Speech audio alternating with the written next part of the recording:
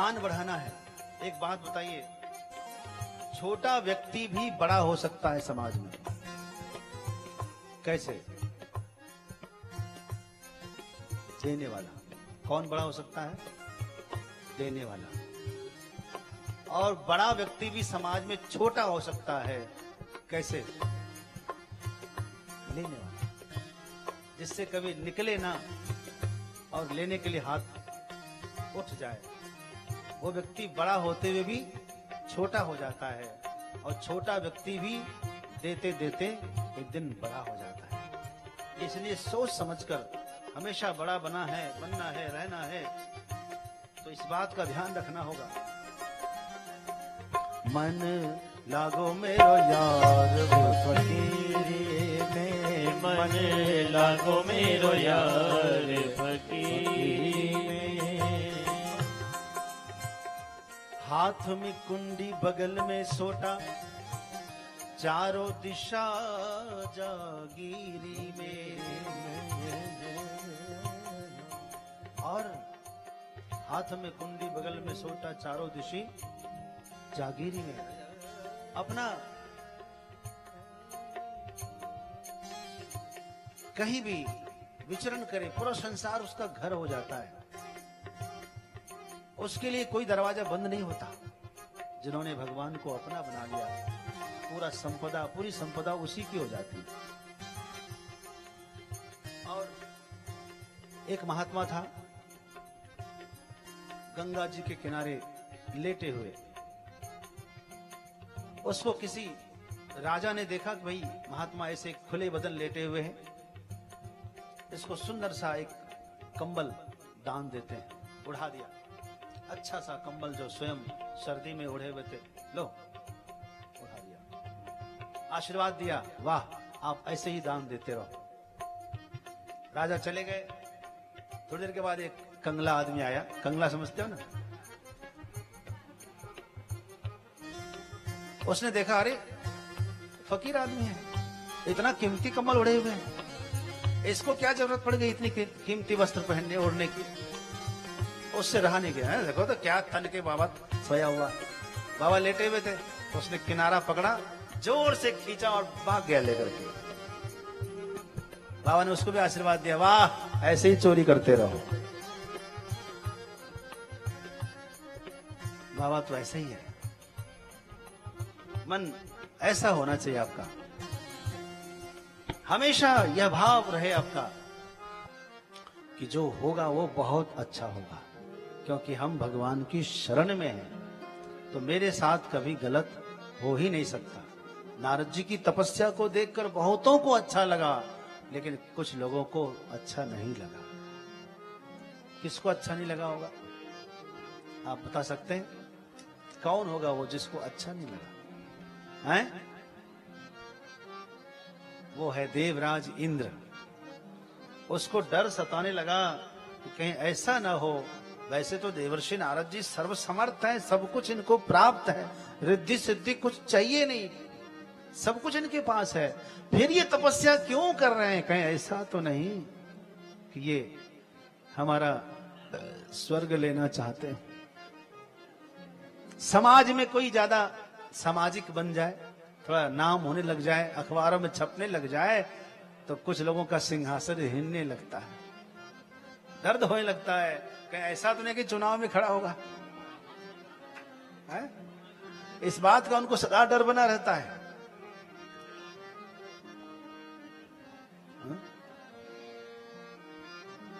चिंता न करो, मैं नाम नहीं लूंगा।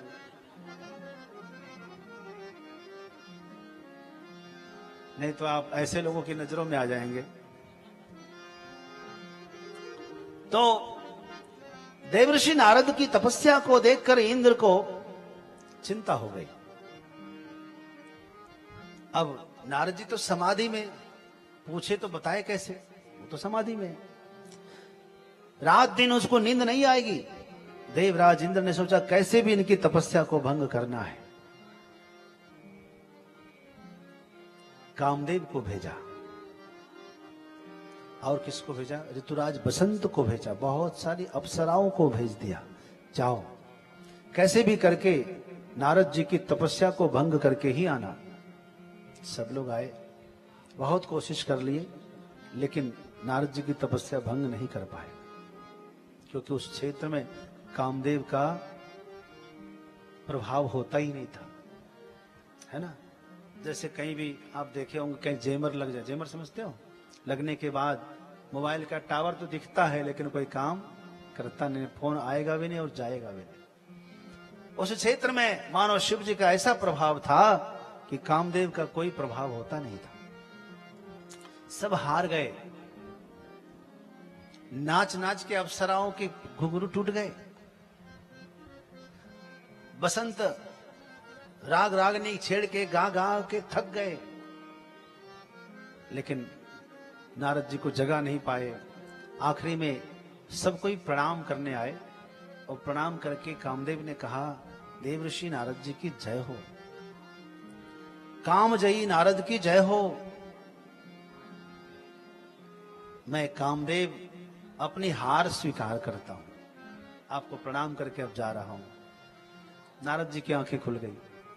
नारद जी ने कहा कि तुम कौन हो? मैं कामदेव हूं महाराज। यहां कैसे? महाराज आया था आपको, आपकी तपस्या भंग करने के लिए। क्यों?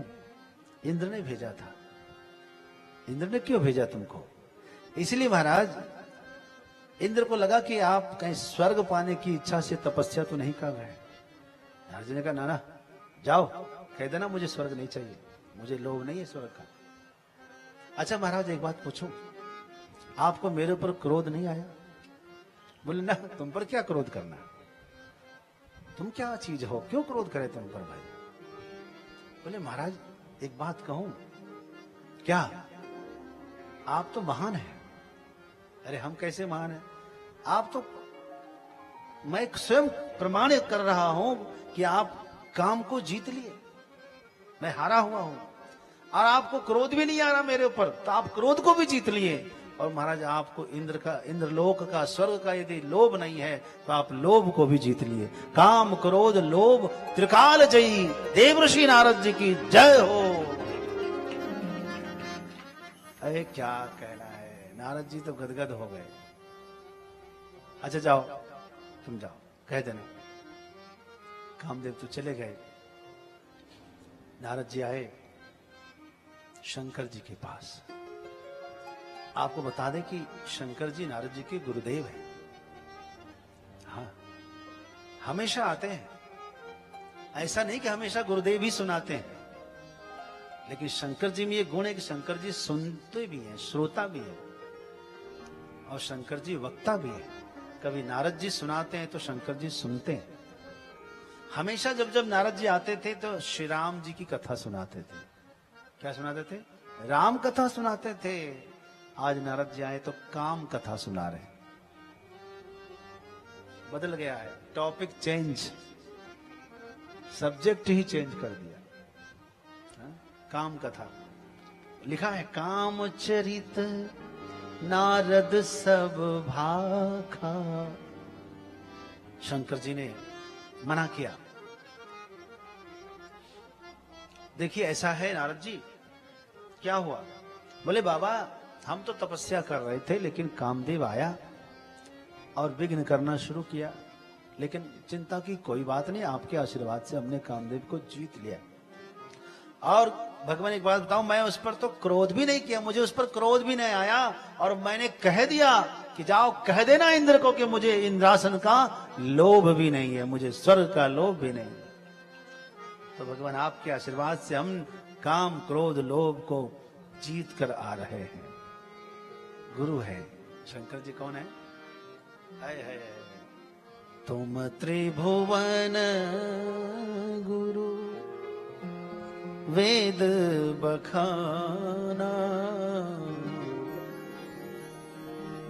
शंकर जी तो त्रिभुवन के गुरु हैं, और नारद जी के तो साक्षात गुरु हैं। गुरु कभी चाहेगा कि मेरे शिष्य को अभिमान हो जाए? कभी नहीं चाहेगा। और उनको पता है कि शिष्य के मन में यदि अभिमान हो जाएंगे ना, तो शिष्य के मन में भगवान नहीं होंगे। भगवान शिष्य के हृदय में हमेशा रहे, इसके लिए उसके हृदय में अभिमान को नहीं रखना है। अच्छा नहीं लगता। शंकर जी ने प्रशंसा नहीं की। मैं आपको अपनी बात बताऊं, आप लोग सोचेंगे क्या। एक बार मैं जो है अखिल भारतीय शास्त्रार्थ जीतकर, बेंगलोर में जीतकर आया। मुझे गोल्ड मेडल मिला। ताली मत बजाओ, कष्ट की बात बता रहा हूं। वो तो मिला और लेकर मैं आया, अपने गुरुदेव भगवान को दिखाया कि ये मेडल है तिरंगे में, स्वर्ण पदक और ये प्रमाण पत्र। लेकिन गुरुदेव ने मेरी प्रशंसा नहीं की। अब आप लोग होते तो बहुत तारीफ करते, जबकि लोगों ने मेरी बहुत तारीफ की। आश्रम की काशी उतरे तो स्टेशन में लोगों ने ढोल बजाकर स्वागत किया था। लेकिन उस घटना को जब मैं गुरुदेव को बताया, गुरुदेव ने एक शब्द भी मेरी प्रशंसा में नहीं कहा। ये मैं हकीकत बता रहा हूं। उस समय मुझे ऐसा लगा, अज्ञानतावश, अपनी अज्ञानता बता रहा हूं, मुझे ऐसा लगा कि शायद गुरुदेव को खुशी नहीं मिली। मैं भी मायूस होकर के अपना काम में लगा। एक बार फिर ऐसे लखनऊ में शास्त्रार्थ हुआ था और संयोग से मैं वापसी में ट्रेन में बैठा जिस ट्रेन में, उसी ट्रेन में, उसी बोगी में गुरुदेव आ रहे थे शुक्र क्षेत्र सोरो से। तो मैं फिर से वही दिखा दिया। दूसरी बार की बात बता रहा हूं, ये मेडल जीत के आ रहा हूं। गुरुदेव ने फिर भी तारीफ नहीं की, दूसरी प्रशंसा किया, उसकी प्रशंसा नहीं किया। तो मुझे पता नहीं, बड़ा अजीब लगता था। एक बार और कहीं पटना में कार्यक्रम था, मैं स्वयं गीता पर प्रवचन कर रहा था। दूसरे सब संतों की प्रशंसा की, मेरी प्रशंसा नहीं की। मुझे सब याद है। तो मुझे गुरु भाई ने, विद्यानंद स्वामी जी ने कहा कि देखा कि तुम्हारी प्रशंसा तो किया नहीं, हम लोगों की तारीफ किया। मैं कुछ बोला, क्या बोलूं भाई, हाँ ठीक है। लेकिन मुझे पता नहीं था गुरुदेव क्या चाहते थे। ये तो अब मुझे समझ में आता है कि गुरु क्या चाहते हैं। वो चाहते हैं कि ये सब प्राप्त करके कहीं आपके मन में अभिमान ना हो जाए और कहीं आप वहीं के वहीं ना रुक जाएं। इसीलिए वो तो और ऊपर उठाना चाहते हैं आपको, इसलिए प्रशंसा नहीं करते। आप जानते होंगे, चूंकि आप एक पिता हैं, आप एक माता हैं, अपने बच्चों की सफलता पर माँ बाप को क्यों खुशी नहीं होगी? कितनी खुशी होती है, बच्चों से ज्यादा खुशी होती है। लेकिन उस समय सहल एक आदमी था, मूर्ति बनाता था। इतनी अच्छी मूर्ति बनाने लगा कि सब उसकी प्रशंसा करने लगे, लेकिन उसके पिता प्रशंसा नहीं करते थे।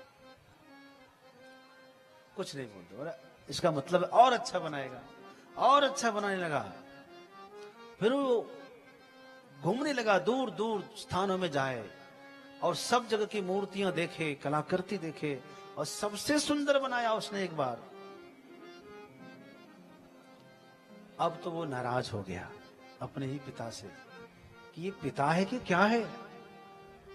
मैंने इतनी अच्छी मूर्ति बनाई है, हूबहू बनाई है, लेकिन एक बार भी ये तारीफ नहीं करते। नाराज हो गए। उसकी नाराजगी को लोगों ने भांप लिया। जाकर उसके पिता से कहा, एक बार आप अपने बच्चे की प्रशंसा क्यों नहीं करते? उसने कहा कि मैं प्रशंसा तो, अरे मैं पिता हूं, कौन कहता मुझे खुशी नहीं? मुझे खुशी उससे ज्यादा है। लेकिन जिस दिन मैं वाह वाह करके पीठ थपथपा दूंगा ना, उस दिन वो प्रयत्न करना बंद कर देगा, उसी वाहवाही में रुक जाएगा। मैं चाहता हूं कि हर बार यही कहता हूं कि और कोशिश करो, और कोशिश करो। आज यहां तक आगे बढ़ा है और मैं चाहता हूं एक दिन पूरे संसार भर में सर्वश्रेष्ठ मूर्तिकार मेरा पुत्र बने। इसीलिए मैं तारीफ नहीं करता, मैं उनकी कोशिश की सराहना कर, अच्छा प्रयास किया, ऐसा कहता हूं। तो बंधुओं, पुत्रों की प्रशंसा करनी चाहिए, लेकिन उसके मुंह पर कभी नहीं करनी चाहिए। सामने में बिल्कुल नहीं। अच्छा प्रयास किया, क्या बोलना? हाँ। आप पीछे उसकी प्रशंसा करना, लोगों के सामने प्रशंसा करना। हाँ? ये इतना धैर्य वाला पुत्र भी होना चाहिए, इतना धैर्य होना चाहिए, बहुत बड़ी बात है। देवर्षि नारद जी की स्थिति को देखकर शंकर जी समझ गए। शंकर जी ने कहा कि नारद जी, ये सब तो ठीक है, आपने जीत ही लिया, अच्छी बात है, लेकिन ये प्रसंग को आप खत्म कर दीजिए यहीं पर, इसकी चर्चा कहीं भी मत करिए। अब आप बताइए, जिसने इतने बड़ा मेडल जीता हो, 3 मेडल, काम जयी, क्रोध जयी, लोभ जयी, वो आदमी चुप रह सकता है? नारद जी को लगा कि शायद शंकर जी इसलिए खुश नहीं हो रहे हैं कि शंकर जी एक ही कामदेव को केवल जीत पाए, हम तो क्रोध और लोभ दोनों को तीनों की जीते हुए हैं। शंकर जी से हम आगे निकल रहे हैं, इसीलिए गुरुदेव हमारी प्रशंसा नहीं कर रहे हैं। उनको ऐसा लगा। नारद जी प्रणाम करके चले गए। शंकर जी समझ गए बंदा मानने वाला है नहीं। 2 शिवगण साथ में भेज दिए, जाओ नारद जी का देखो तो हुआ क्या, हश्र क्या है। पीछे पीछे गए। नारद जी कहाँ रुकने वाले, ब्रह्मलोक भी गए, ब्रह्मा जी ने भी कुछ समझाया होगा। उसके बाद बीना बजाते बजाते बाबा पहुंच गए भगवान विष्णु के पास। भगवान विष्णु भी कम नहीं, समझ गए और बाहर आकर के खड़े होकर स्वागत किया। आइए आइए आइए देवर्षि पधारिए, और अपने ही आसन पर बैठने के लिए जगह दिया। नारद जी बैठ गए। नारद जी को ऐसा लगा कि शायद हम भगवान विष्णु के बराबर हो गए, इसलिए मुझे अपने ही आसन पर बैठने के लिए कह रहे हैं। अच्छा एक बात बताइए, पिता के कंधे पर बैठकर बच्चा यदि दूर तक देखने लग जाए तो क्या बच्चा पिता से बड़ा हो गया? पिता करे हम तो उस कुर्सी तक देख रहे हैं, पिताजी अरे हम तो वो दीवार के उस पार जो कुर्सी है उसको भी देख रहे हैं, आप तो नहीं देख पा रहे। इसका मतलब हम आपसे तो क्या हो सकता है? नहीं हो सकता। गुरु गुरु ही रहता है, पिता पिता ही रहता है। भगवान विष्णु ने, भगवान नारायण ने नारद जी की खूब प्रशंसा किया। पता क्यों प्रशंसा किया? क्योंकि उर अंकुरे गर्भतरु भारी, इनके हृदय में गर्भ रूपी वृक्ष ने अंकुर ले लिया है। अंकुर, और अंकुर को उखाड़ नहीं सकते आप, उसको बड़ा करना ही पड़ता है। तो भगवान ने खूब उस पर जल सिंचन कर दिया, छिड़काव कर दिया ताकि जल्दी बड़ा हो जाए, और खूब तारीफ पर तारीफ करके नारद जी को विदा कर दिया। नारद जी गए और रास्ते में एक श्रीनगर की रचना की। श्रीनगर आप देखेंगे, बद्रीनाथ से ऋषिकेश उतरेंगे ना तो रास्ते में एक श्रीनगर है। ये वो श्रीनगर नहीं है जो कश्मीर में है, ये यहाँ का श्रीनगर है। हाँ, जोशीमठ से भी नीचे पड़ता है श्रीनगर, बड़ा सुंदर है, इसकी रचना बड़ी सुंदर है। यहाँ के नर नारी बड़े सुंदर सुंदर। नारद जी ने देखा, वाह इतना सुंदर लोग यहाँ के, इतना सुंदर नगर, यहाँ के राजा कौन है? बोले यहाँ के राजा है शील निधि। किधर राजधानी? बोले यही पास में। नारद जी पहुंचे, राजा ने स्वागत किया नारद जी का और कुछ भोजन कराया, जलपान कराया और अपनी कन्या का हाथ दिखाया। नारद जी देखकर गदगद हुए। भाई उसकी कन्या के भाग्य में लिखा था, इसका जो पति है, इसका पति तीनों लोगों का स्वामी होगा, इसका पति कभी युद्ध में कोई हारने वाला नहीं होगा, अजर अमर होगा। तो नारद जी ने सोचा कि वैसे मैं काम क्रोध लोभ तीनों जीत कर शंकर जी से आगे तो हो गया हूं, परंतु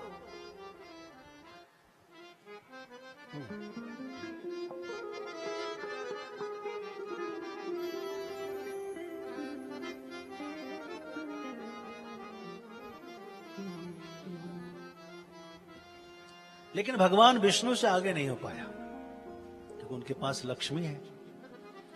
मेरे पास भी यदि ये लक्ष्मी मिल जाए, मुझे प्राप्त हो जाए, तो मेरा भी सब दुख दूर, क्योंकि मैं भी तीनों लोगों का स्वामी हो जाऊंगा, अजर अमर हो जाऊंगा, युद्ध में मुझे कोई जीत नहीं पाएगा। तो ये लक्ष्मी मुझे मिल जाए बस। फिर क्या था, आशीर्वाद दे दिया। कल कब है स्वयं? बोले कल ही स्वयंवर है। नारद जी सोचा कल ही स्वयंवर है, तो स्वयंवर में तो कन्या अपनी पसंद से चयन करती है, और मैं उतना सुंदर तो हूं नहीं, क्यों नहीं हम भगवान से उनकी सुंदरता मांग लेते हैं। भगवान के समान सुंदर तो कोई है नहीं संसार में। तो मन में यही हरिसन मांगो सुंदरताई। नारद जी सोचने लगे अब यहां से पैदल जाएंगे बद्रीनाथ तो 2-3 दिन जाने में लग जाएगा, फिर आने में लग जाएगा, कल ही स्वयंवर है, अब तो जा नहीं पाएंगे। यही से पुकारते हैं। नारद जी बैठ करके भगवान को पुकारे हैं। भगवान पधार गए। क्या बात है? कहा प्रभु सब कुछ तो ठीक है आपके आशीर्वाद से, किंतु एक कामना है। क्या नारद जी आपको भी कामना? बोले हाँ प्रभु, मैं विवाह करना चाहता हूं, और एक अच्छी सी कन्या हमने देख लिया है, यहाँ की इस नगर के शील निधि की राजकुमारी है, उससे आपकी आज्ञा हो तो। भगवान ने कहा हाँ क्यों नहीं। कहा प्रभु आप तो मेरा भला ही चाह देंगे, हमेशा चाहेंगे ही, पुत्र का भला हो हर पिता चाहता है, तो मेरी भलाई जिसमें होगी आप वही काम करें। बिल्कुल मैं वही करूंगा, आपकी भलाई जिसमें होगी। तो हाँ प्रभु, लेकिन प्रभु एक समस्या है। क्या? अपना